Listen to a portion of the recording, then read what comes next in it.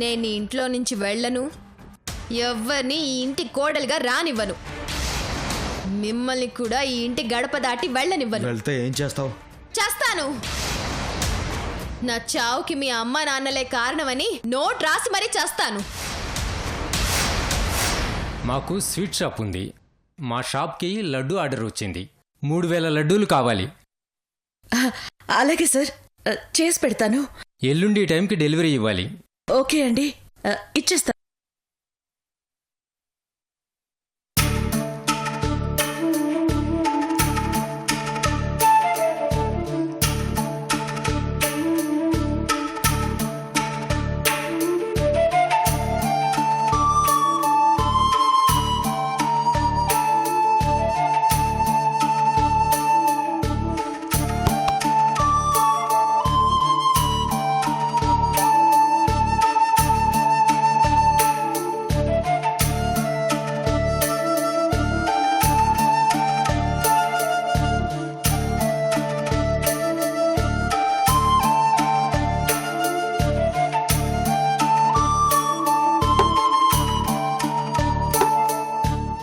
అజీ, ఏంటంతా డల్గా ఉన్నారు?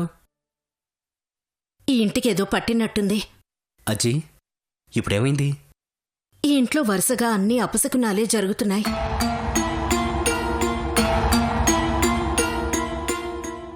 ఇల్లు పోయింది, ఆస్తి పోయింది, చిన్న రోజీ కనిపించకుండా పోయింది,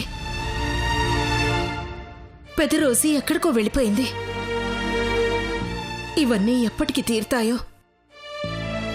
కానీ వీటన్నిటికీ కారణమైన ఆ నందిని మాత్రం సిద్ధుతో కలిసి వాళ్ళింట్లోనే ఉంటూ చాలా హాయిగా ప్రశాంతంగా బతికేస్తోంది.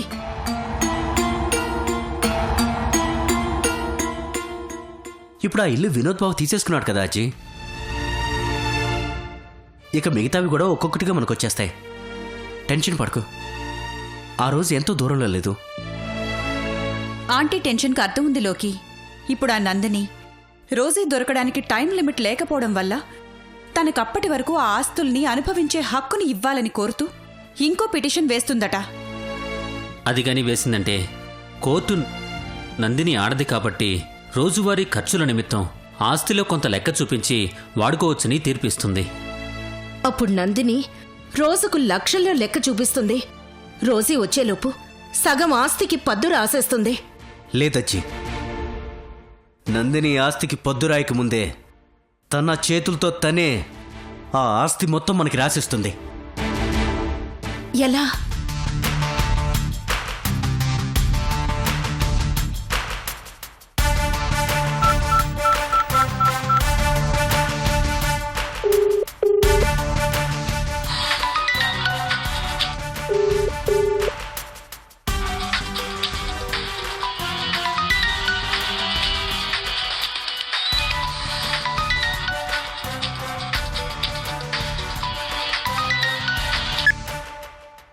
ఏంటి కాల్ చేశావు? ఎక్కడున్నావు? నీకెందుకు? ఇప్పుడెక్కడుంటే ఏంటి? ఇక ముందు ఉండబోయేది మా దగ్గరే కదా. ఏయ్, ఏం మాట్లాడుతున్నావు? మీ ఇంట్లో నేనెందుకుంటాను? మా దగ్గర అంటే మా ఇంట్లో కాదు, జైల్లో అని. జైలా? ఏ లోకి! ఎస్, లోకినే మాట్లాడుతున్నాను. అర్థం కాకపోతే మళ్ళీ చెప్పించుకో, కానీ అరవకు. నీ అరుపులు నీ అరెస్ట్ని ఆపలేవు. గ్రానీ ఎక్కడుందో మా కానిస్టేబుల్స్ కనిపెట్టేశారు.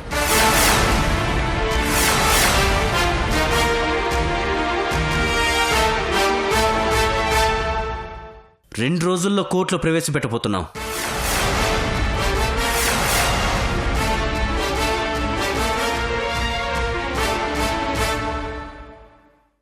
గ్రానీ కూడా నీకు వ్యతిరేకంగా సాక్ష్యం చెప్పబోతుంది. ఇంకా 2 రోజులే టైం ఉంది. ఇక నువ్వు జైలుకి వెళ్ళటం ఖాయం.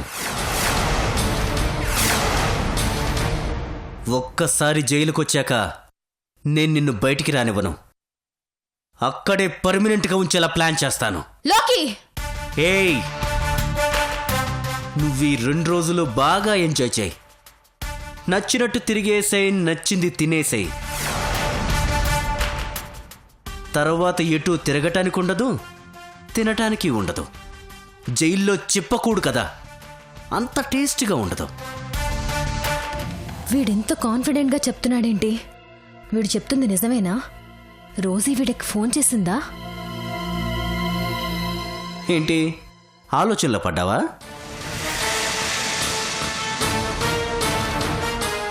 వీడు చెప్తుంది నిజమా కాదా అని ఆలోచిస్తున్నావు కదూ? ఆలోచించద్దు.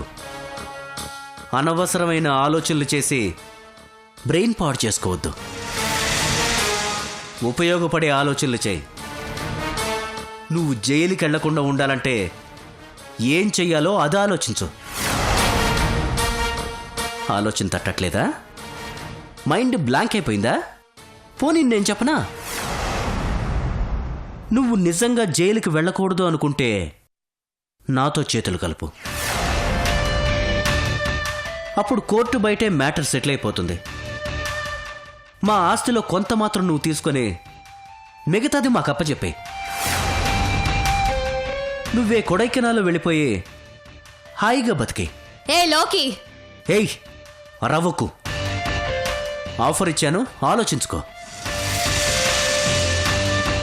నచ్చితే నాకు కాల్ చేయి, లేదంటే కోర్టు ఆస్తి మొత్తం రీకాల్ చేస్తుంది.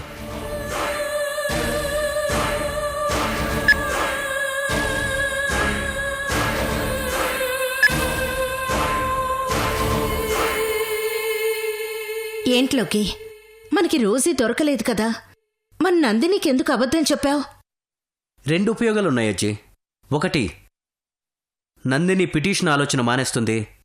2, ఆస్తి మనకప్ప చెప్పుతుంది. ప్రస్తుతం మనం చీకట్లో ఉన్నామచ్చి. ఇప్పుడు ఒక అబద్ధంతో నందినిని చీకట్లోకి తోసేశాం. ఇక తనకి ఒకటే దారి. తను మన దారిలోకి రాక తప్పదజ్జి. అప్పుడు ఆస్తి మనకొస్తుంది.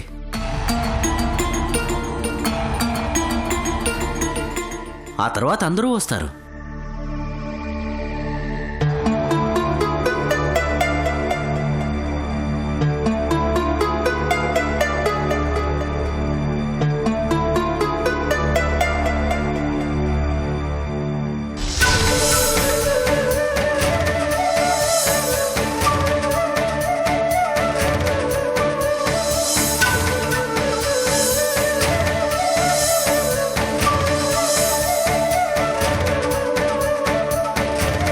చల్సాని గారు, నాన్నా,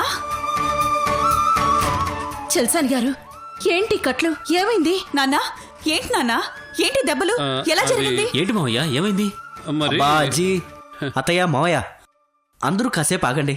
అందరూ అలా మీద పడిపోకుండా ముందు తాతయ్యని తీసుకొచ్చి కూర్చోబెట్టి వాటర్ ఇచ్చి ఆ తర్వాత ఏం జరిగిందో కనుక్కుందాం.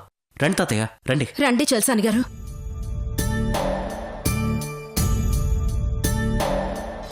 కూర్చోండి. భార్గవి, నువ్వు వెళ్ళి మంచినీళ్ళు తీసుకురా. సరే.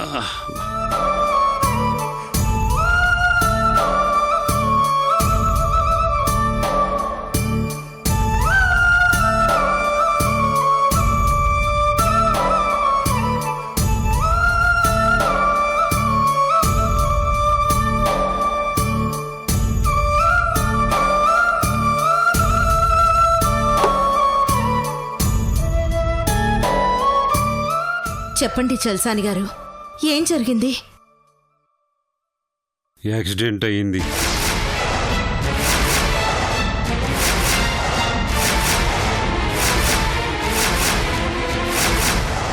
రోజు గురించి వెతుకుతూ వెళ్ళాను. తన ఆలోచనతో రోడ్డు దాడుతూ స్పీడ్గా వస్తున్న కారుని చూసుకోలేదు. వాడు గుద్దేశాడు.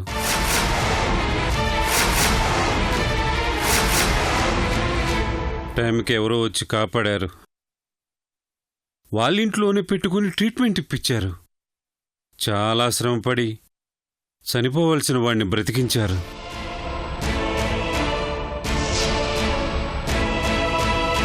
ఇప్పుడు నా పరిస్థితి నార్మల్ కండిషన్లోనే ఉంది. ఈ దెబ్బల కట్లు కూడా తీసేయచ్చు. నాన్నా, ఇంకెప్పుడు మీరొక్కరే ఒంటరిగా అలా ఎక్కడికి వెళ్ళకండి. అవును చల్సాని గారు, ప్లీజ్. అలాగే లక్ష్మి, ఇంకెక్కడికి వెళ్ళను. రోజీ దొరికి ఈ ఇంటికి వచ్చే వరకు ఎక్కడికి వెళ్ళను. మేం వెళ్తాం తాతయ్య. గ్రానీ కోసం మేం వెళ్తాం. నాకు మర్డర్ కేసు పని మీద ఇన్వెస్టిగేషన్ కోసం కొన్ని ఊళ్ళు తిరగాల్సి ఉంది. నాతో పాటు విజయ్ని కూడా తీసుకెళ్తాను. మేము మా పని చేస్తుంటే విజయ్ గ్రానీ కోసం ఎంక్వైరీ చేస్తాడు. ఎలాగోలా గ్రానీని పట్టుకుంటాం తాతయ్య.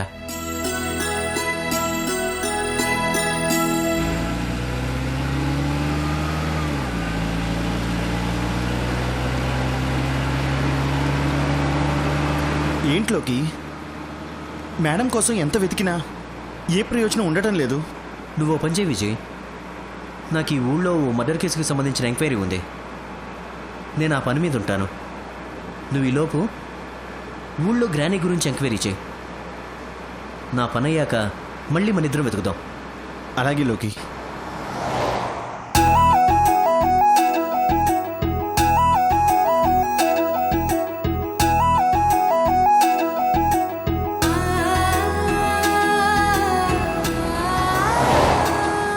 నీకు చెప్తే వినిపించుకోకుండా వచ్చావు. ఇప్పుడు చూడు ఎలా కుంటున్నావో. దెబ్బ ఇంకా తగ్గకపోతే కుంటుతూ నడవక పరుగులు తీయాలంటే కష్టం కదమ్మమ్మ. అందుకే నిన్ను రావద్దన్నాను. అందుకే నేను ఇంట్లో కూర్చుని రెస్ట్ తీసుకోమని చెప్పాను. ఇన్ని రోజులు ఇంట్లో కూర్చొని నాకు కష్టంగా ఉంది. ఇప్పుడు కష్టపడి నడుస్తూ ఉంటే హ్యాపీగా ఉందా? కాదు, కొత్తగా ఉంది. రోజీ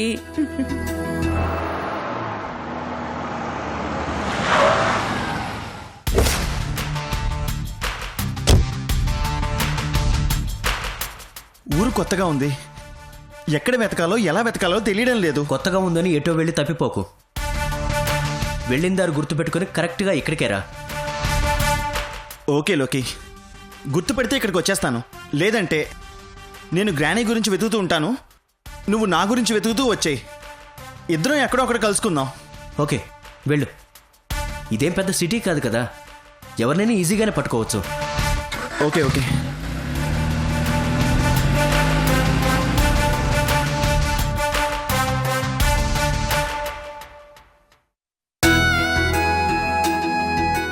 నన్ను పట్టుకోకమ్మమ్మా. ఏదో నడకరాని పిల్లకి నడక నేర్పుతున్నావు అనుకుంటారు చూసేవాళ్ళు. అనుకోని ఎవరేమనుకుంటే నాకేంటి? నా దృష్టిలో నువ్వు 7వ నెలలో లేచి బుడిబుడి అడుగులు వేసిన చిన్న రోజీవే. ఇప్పుడే కాదు, నీకు పెళ్ళై పిల్లలు పుట్టి వాళ్ళు నడిచినప్పుడు కూడా నువ్వు నాకు చిన్న రోజీవే.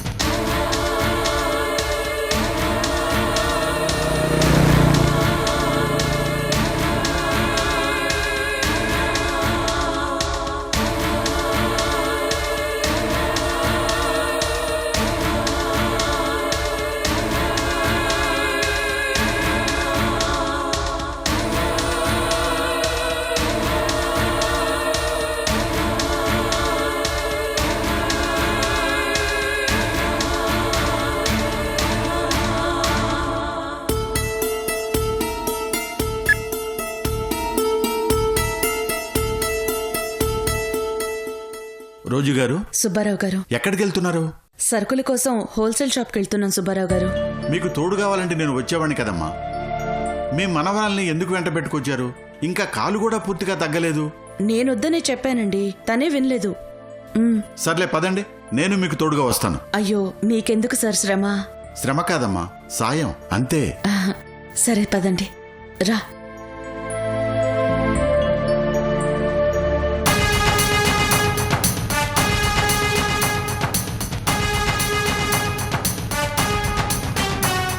ఎవరూ హెల్ప్ చేయకపోతే మా డిపార్ట్మెంట్ మాత్రం ఏం చేయగలుగుతుంది? అయితే సుబ్బారావు గారిని కలుద్దాం పదండి. ఏ సుబ్బారావు గారు? నన్ను ఒకసారి ఆయన దగ్గరికి తీసుకెళ్ళండి. అలాగే సార్. సుబ్బారావు గారు, మేము మీకు చాలా రుణపడిపోతున్నామండి. భలే వారమ్మా, మనిషికి మనిషి ఆ మాత్రం సాయం చేసుకోకపోతే ఎలా అమ్మా? రండి.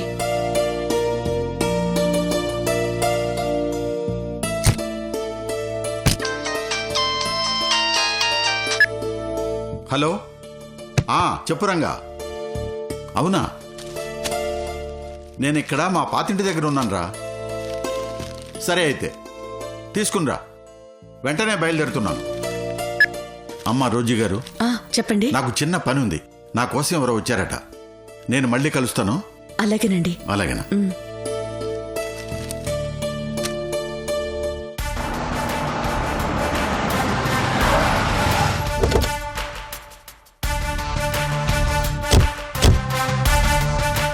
ఇదే సార్ సుబ్బారావు గారి ఇల్లు.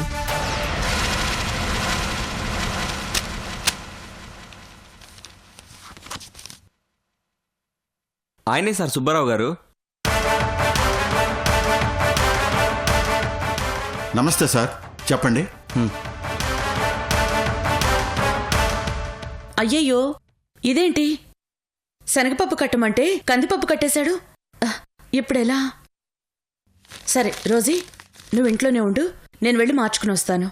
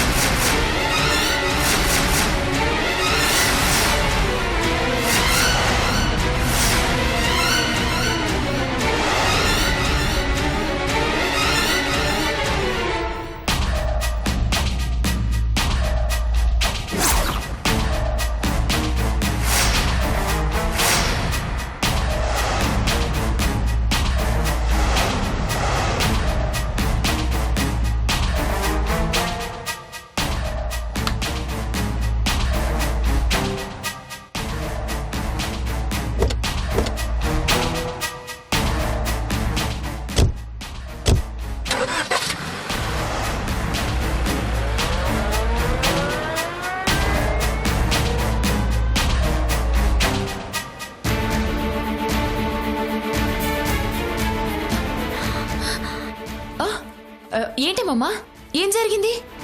ఎందుకలా కంగారు పడుతున్నావు? రోజీ, లోకి ఇక్కడికి వచ్చేశాడు.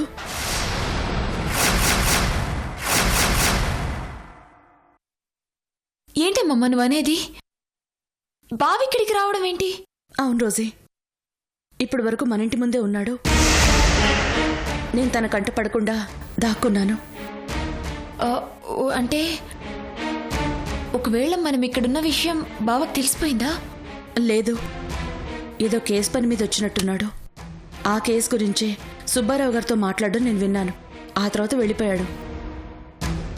అమ్మమ్మ, ఎందుకైనా మంచిది, మన గురించి ఎవరైనా అడిగినా తెలీదని చెప్పమని సుబ్బారావు గారికి చెప్పాలి.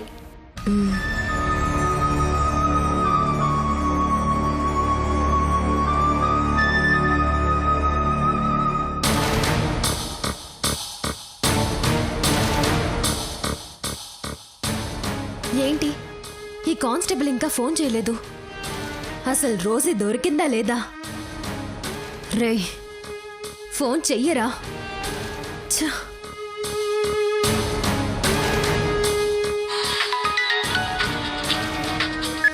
హలో మేడం, మీకు వచ్చిన ఇన్ఫర్మేషన్ తప్పు మేడం.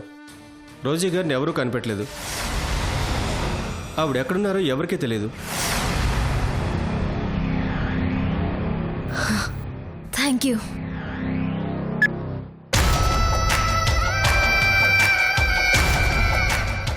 లోకి, నాతోనే ఆడుకోవాలని చూసావు కదూ, ఇప్పుడు చూపిస్తాను నా ఆట. వచ్చిన ఏ అవకాశాన్ని వదలను, మొత్తాన్ని తొక్కేస్తాను.